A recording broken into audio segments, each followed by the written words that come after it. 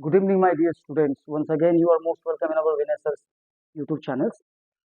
So, आज हम आपके लिए लेकर के आए हैं क्लास 10 का one of the important topic combination of the resistance कि रेजिस्टेंस को कंबाइन कैसे करते हैं. ठीक है. सो नाम से ही पता चल रहा है कि रेजिस्टेंस का मतलब टू रेजिस्ट समथिंग, किसी चीज को स्टॉप करना. सो रेजिस्टेंस को मोस्टली हम लोग यूज करते हैं सर्किट में कि फ्लो को रोके डिमांडेबल अमाउंट के अनुसार उसे रेजिस्ट करे. तो एक्चुअली अगर हम बात करें रेजिस्टेंस की, अगर सिंबल को करें तो रेजिस्टेंस जो होता है वो होता है आर से इंडिकेट किया जाता है. और इसकी अगर हम एसआई यूनिट की बात करें तो इसकी एसआई यूनिट होती है ओम. ठीक है, इसकी एसआई यूनिट होती है ओम. इस सिंबल को हम लोग ओम भी बोलते हैं. तो ध्यान रहे कि रेजिस्टेंस को हम इंडिकेट करते हैं कैपिटल लेटर आर से, जिसकी एसआई यूनिट होती है ओम. आप इसे नोट कर ले. अब बात करते हैं इसकी कॉम्बिनेशंस के बारे में कि सर सर्किट में इसको हम कंबाइन कैसे करेंगे, किस किस तरीके से हम रेजिस्टेंस को अपने हाउस होल्ड या प्रैक्टिकल लाइफ में जो रेजिस्टेंस को हम कंबाइन करते हैं तो किस किस तरीके से करते हैं. तो आज हम उसके बारे में बात करेंगे, कॉम्बिनेशन ऑफ रेजिस्टेंस के बारे में. तो आर आप समझ गए कि रेजिस्टेंस की नोटेशन है जिसकी एसआई यूनिट होती है ओम. फाइन. तो चलिए दोस्तों, बिना लेट किए, बिना टाइम वेस्ट किए आज हम पढ़ते हैं कि रेजिस्टेंस को कैसे कंबाइन किया जाता है. तो रेजिस्टेंस को कंबाइन करने की दो मेन प्रोसीजर होती है. द फर्स्ट वन जिसे हम बोलते हैं सीरीज कॉम्बिनेशन, और दूसरा जो होता है वो क्या होता है, पैरेलल कॉम्बिनेशन. पैरेलल कॉम्बिनेशन तो यानी आप अपने रेजिस्टेंस को आप अपने सर्किट में दो तरीके से कंबाइन कर सकते हैं. एक तो आप सीरीज कॉम्बिनेशन के थ्रू कर सकते हैं और दूसरा आप पैरेलल कॉम्बिनेशन के थ्रू कर सकते हैं. ठीक है, तो आपको याद रहेगी दो बातें. हाउ तो parallel combination of resistance perform by the two main different type. The first one is in series combination and second one is the parallel combination. तो लेट्स सी कि सर्किट में पैरेलल कॉम्बिनेशन की क्या sequence होती होगी और series combination की क्या सीक्वेंस होती है, हम उसके ऊपर आज बात करते हैं. तो एक बार हम देखते हैं कि कैसे इन लोग की कॉम्बिनेशन होती है. तो first we discuss about the series combination. Fine. तो पहले हम सीरीज कॉम्बिनेशन की बात करते हैं कि सीरीज कॉम्बिनेशन को कैसे ऐड किया जाता है एक रेजिस्टेंस में, सॉरी एक सर्किट में. तो मान लेते हैं ये आपकी सर्किट है. ठीक है, यहाँ मैंने सेल डाल दिया. पॉजिटिव नेगेटिव, बड़ी वाली पॉजिटिव में होती है, छोटी वाली नेगेटिव में होती है. ठीक है, और बाकी मैं कुछ भी नहीं डालूंगा, सिर्फ अभी आपकी रेजिस्टेंस के बारे में बात करूंगा. ये वाली सिंबल आप जब भी देखें अपनी रेजिस्टेंस में, या आप न्यूमेरिकल बनाते हो या आपके पास बुक होगा, सो ये वाली जो आप देखते हैं ना कर्व वाली वेव टाइप का इस तरीके का स्ट्रक्चर, इसे ही हम लोग बोलते हैं रेजिस्टेंस. क्योंकि आप काउंट करें कितने रेजिस्टेंस है, 1 2 3, तो इसे हम इंडिकेट करेंगे R1, इसे होगा R2 और ये हो जाएगा R3. अब सबकी मान लिया जाए एक वैल्यू दे दिया गया. R1 की वैल्यू दे दिया गया 4 ओम, इसका दे दिया गया 6 ओम और इसकी दे दी गई 7 ओम. इस तरीके से रेजिस्टेंस की वैल्यू दी गई है. राइट. अब किसी ने आपसे बोला कि आपके सर्किट में 3 रेजिस्टेंस है, आप टोटल रेजिस्टेंस फाइंड करें.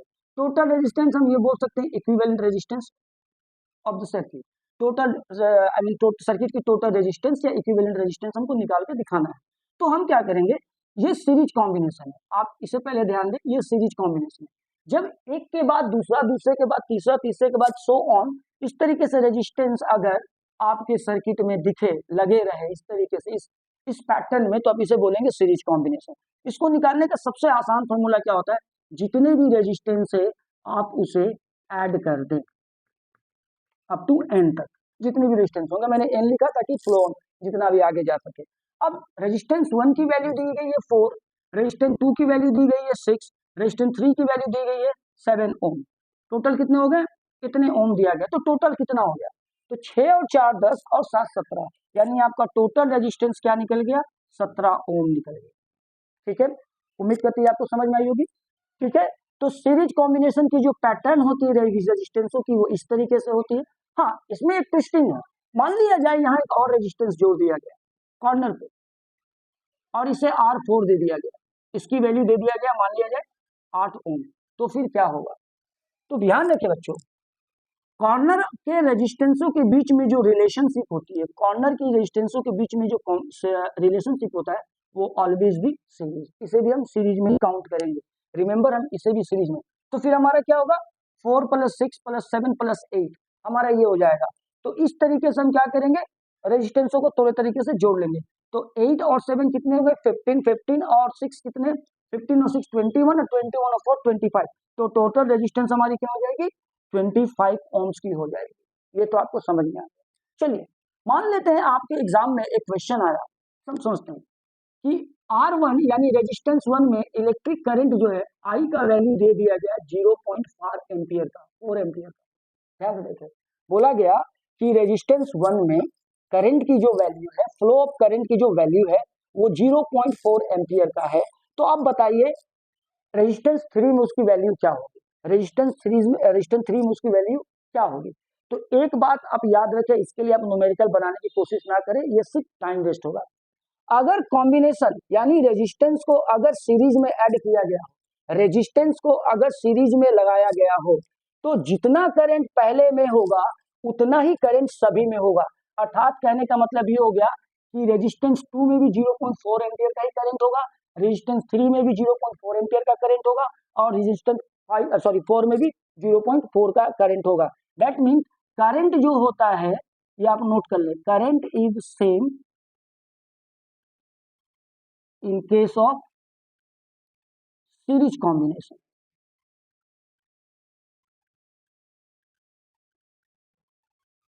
ठीक है, समझ में आ गई। करंट जो होता है वो हमेशा इक्वल होता है अगर आपकी रेजिस्टेंस सीरीज कॉम्बिनेशन में हो तो। आपको समझ में आ गया होगा।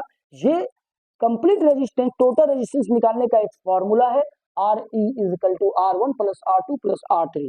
और दूसरी सबसे बड़ी जो बात है आपको ध्यान रखने लायक है वो क्या, ये बात कि करंट जो होता है वो हमेशा इक्वल होता है या सेम होता है अगर आपकी रेजिस्टेंस को सीरीज कॉम्बिनेशन में ऐड की गई हो तो। चलिए, उम्मीद करते हैं आपको ये समझ में आ गया। अब हम बात करते हैं पैरेलल कॉम्बिनेशन के बारे में।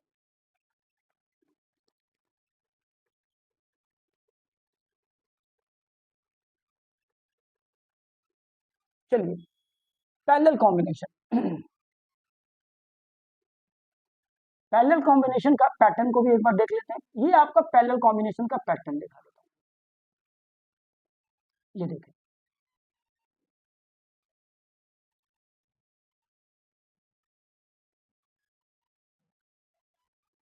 ये आपका पैरेलल कॉम्बिनेशन का पैटर्न है।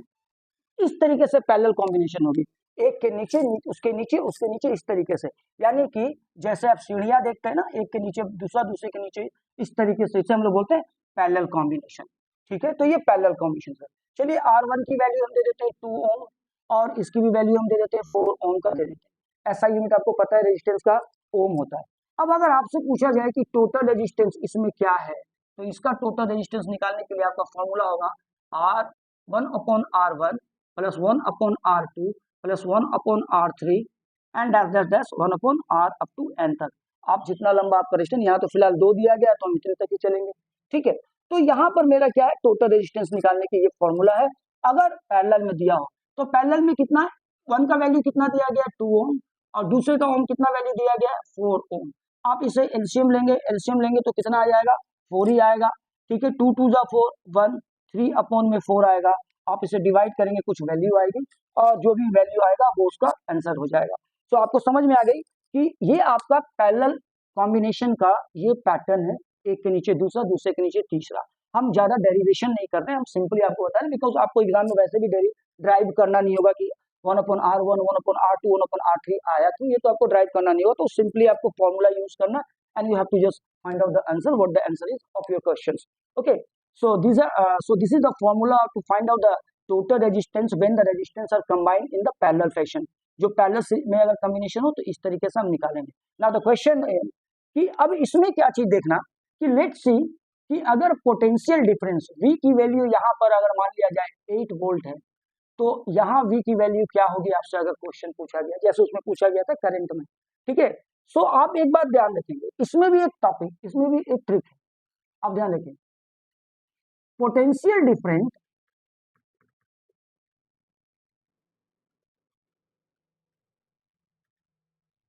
is always same in case of parallel resistance, parallel combination. ध्यान रखें, जैसे हमने इससे पहले क्या पढ़ा था, हमने इससे पहले था सीरीज, सीरीज में क्या होता है, सीरीज में इलेक्ट्रिक करंट सभी रेजिस्टेंसों पे इक्वल होती है। ठीक उसी तरीके से अगर हम सीरीज में अगर हम पैरेलल की बात करें तो पैरेलल कॉम्बिनेशन में पोटेंशियल डिफरेंस जो होती है सभी रेजिस्टेंसों में इक्वल होगी। तो अगर R1 में पोटेंशियल डिफरेंस की वैल्यू 8V दिया गया है तो R2 में भी पोटेंशियल डिफरेंस की वैल्यू जो होगी वो आपका 8 वोल्ट का भी होगा। तो इसके लिए आपको बनाने की कोई जरूरत नहीं, दो ट्रिक से आपको याद रखना होगा। और देखिए आप ध्यान से, सीरीज में इलेक्ट्रिक करंट सेम था तो पोटेंशियल डिफरेंस अलग अलग हो जाएगी। सीरीज में इलेक्ट्रिक करंट सेम था तो पोटेंशियल डिफरेंस अलग अलग हो जाएगी।